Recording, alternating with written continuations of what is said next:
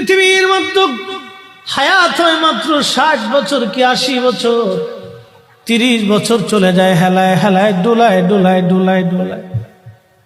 বাকি জীবনের অর্ধেক সময় যায় বাবা ঘুমে ঘুমে, 8 ঘন্টা ঘুমে।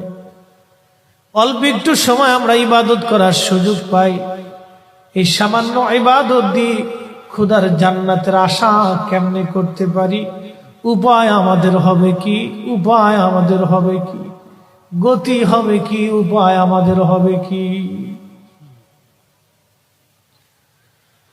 চিন্তা করে যদি বাড়ি ফিরি, মাহফিল থেকে যদি চিন্তা করে বাড়ি ফিরি, মাহফিল থেকে ফিরে যাওয়ার পথে একটা বেনামাজি থাকার কথা না, একটা সুদখোর থাকার কথা না, একটা ঘুষখোর থাকার কথা না, একটা মদখোর থাকার কথা না, একটা জেনাকারী থাকার কথা না, একটা মানুষের হক নষ্টকারী থাকার কথা না, কিন্তু